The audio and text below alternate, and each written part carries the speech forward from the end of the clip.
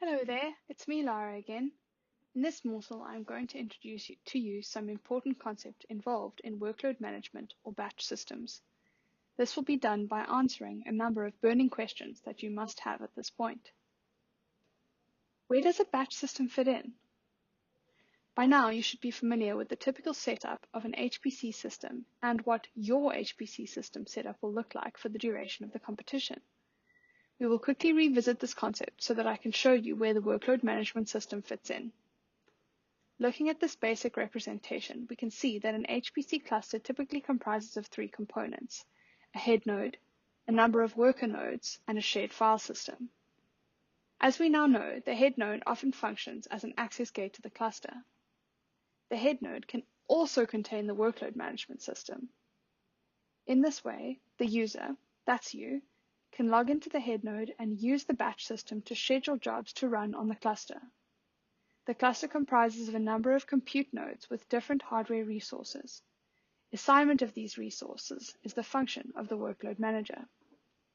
Each node in the cluster, including the head node, has access to the shared file system, ensuring that certain files and directories are available to all who need them. It is important to note that the batch system is not a hardware component of the HPC system, but rather a software component.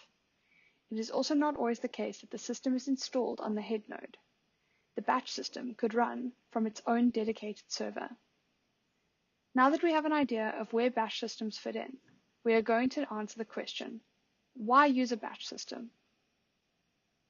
A batch system has two primary goals. The first is to maximize the usage of the available cluster resources, and the second is to minimize the amount of time a job has to wait before it can run. A typical batch system offers three major functionalities: job scheduling, resource management, and execution management. Job scheduling involves identifying which job to run, selecting the resources for the job, and deciding when to run the job. Resource management involves monitoring the available compute resources and feeding this information back to the job scheduler. Lastly, execution management involves the coordination of job initiation and execution.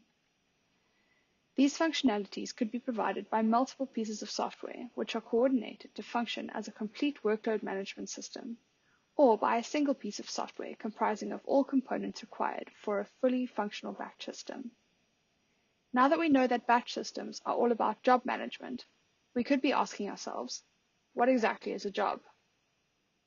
This topic may have already been explored in previous sections, but I think it's a good time to revisit the basic question. A job can be a single process, a group of processes, or even a batch of processes.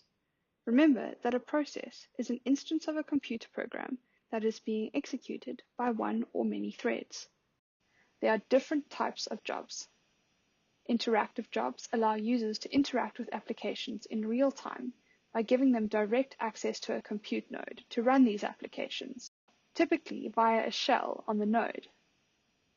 Batch jobs are jobs launched by the workload manager.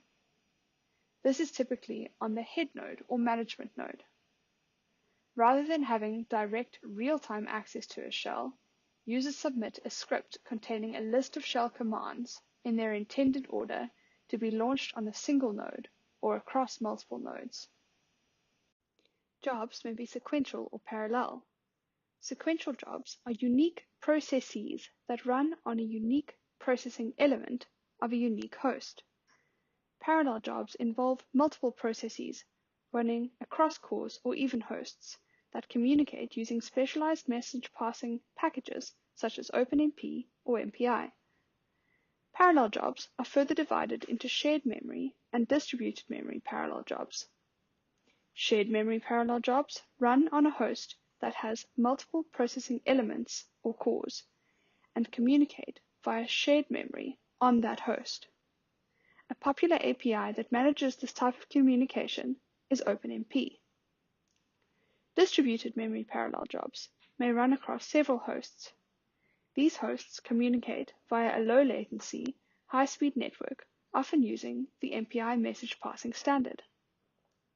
More information about these parallel concepts is covered in chapters to come. Whew, okay, that's a lot of information. More batch system concepts to come in the next video.